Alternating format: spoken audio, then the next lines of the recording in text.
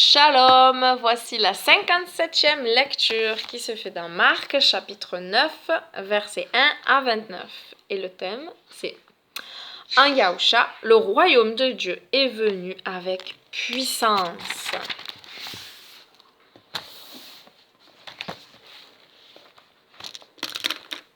Et il leur dit, oui, je vous le dis, il y en a quelques-uns ici présents qui ne goûteront pas la mort avant d'avoir vu le royaume de Dieu avec puissance.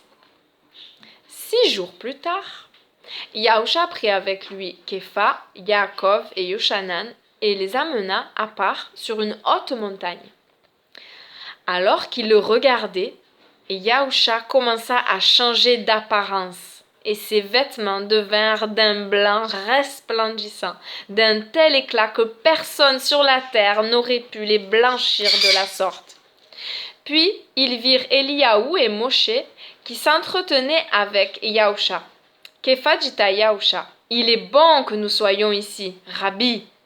Dressons 3 shelters. » Tente, hein, c'est shelter. Comment ils appellent ça? Abri. Une pour toi, une pour Moïse et une pour Eliaou. Ils ne savaient pas que dire car ils étaient saisis de frayeur. Alors une nuée survint et les recouvrit, et de cette nuée sortit une voix. « Celui-ci est mon fils bien-aimé, écoutez-le » Mais alors que les Talmidim regardaient tout autour, ils ne virent plus personne avec eux excepté Yahusha. Comme ils descendaient de la montagne, Yahusha leur recommanda de ne dire à personne ce qu'ils avaient vu, jusqu'à ce que le Fils de l'homme soit ressuscité des morts. Ils gardèrent cette parole en eux-mêmes, tout en se demandant entre eux ce que signifiait ressusciter des morts. Ils lui demandèrent aussi, « Pourquoi les enseignants de la Torah disent-ils tous qu'Eliaou doit venir en premier ?» Effectivement, Eliaou viendra en premier, leur répondit-il, et il rétablira toutes choses. Néanmoins, pourquoi est-il écrit dans le Tanakh que le Fils de l'homme doit souffrir beaucoup et être rejeté?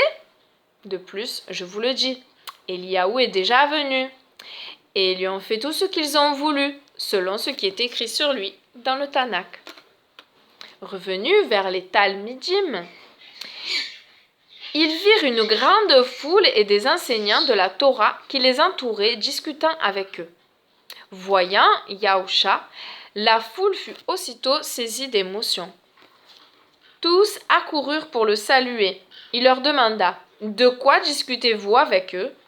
Un homme dans la foule lui répondit, « Rabbi, je t'ai amené mon fils qui est possédé d'un esprit qui l'empêche de parler. » Quand l'esprit le saisit, il le jette à terre, l'enfant écume, grince des dents et devient tout raide.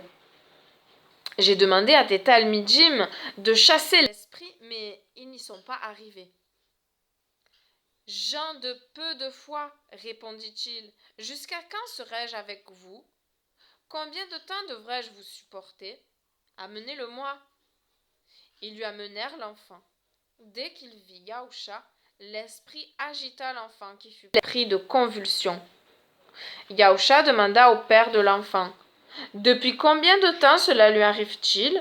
« Depuis son enfance, répondit-il, et souvent il le jette dans le feu et dans l'eau pour le faire périr. Mais si tu peux quelque chose, aie pitié de nous et aide-nous. » Yahusha lui dit, « Que veux-tu dire par si tu peux ? Tout est possible à celui qui croit. » Aussitôt, le père de l'enfant s'écria, « Je crois, aide-moi à vaincre mon incrédulité. » Quand Yahusha vit la foule s'approcher d'eux, il menaça l'esprit impur et lui dit, « Esprit muet et sourd, je te l'ordonne, sors de cet enfant et n'y rentre plus. » L'esprit sortit en poussant un grand cri et en secouant l'enfant violemment, le laissant par terre, inerte, si bien que plusieurs pensaient qu'il était mort.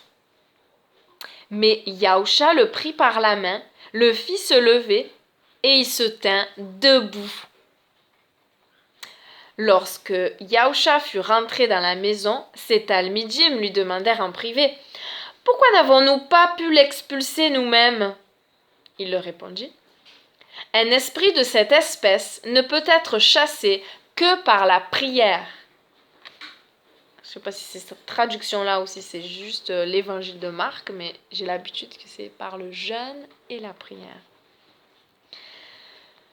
Et ça va jusqu'au verset 28. Oui, c'est ça. Non, 29, c'est ça. J'ai lu le 29? Oui. D'ailleurs, là-bas, c'est marqué par la prière et par le jeûne. Ah, c'est entre parenthèses, tiens. Voilà, la prière et le jeûne, très important. Et la question de cette lecture, c'est « Devrais-je demander l'aide de Yahusha pour ne pas douter de sa puissance ?» Seigneur, s'il y a en nous, Seigneur, de l'incrédulité, je prie, Seigneur, que tu chasses cette incrédulité, que tu nous aides, Seigneur, à croire que lorsque nous demandons, nous recevons. Enlève, Seigneur, cette crédulité. Aie pitié de nous, comme a dit cet homme. Viens à notre secours. Viens au secours de notre incrédulité. Nous voulons croire, Seigneur. Nous voulons croire parce que ta parole nous dit que si tu crois, tu verras la gloire de Dieu. Et ta parole nous dit maintes fois que ta foi t'a sauvé. Ta foi, la confiance. Donc c'est bien croire. Ne pas avoir de doute. La confiance, c'est ça, c'est ne pas douter, Seigneur. Viens à notre aide. Oui, nous voulons croire et voir ta gloire. Merci, merci pour ce que tu as déjà fait dans nos vies, ce que tu es en train de faire et ce que tu feras. Merci pour tout ce qui t'appartient, Seigneur, et pour tout ce que tu es en train d'attirer à toi. Oui, tu veux encore sauver, guérir, délivrer. Tu veux encore, Seigneur, que le royaume des cieux augmente et que les ténèbres reculent. Oui, tu veux briser les chaînes. Tu veux que tes enfants reviennent dans tes bras d'amour de Père. Amen. Merci, Seigneur, pour ta patience. Qu'il nous sauve tous. Amen. Soyez bénis. Shalom.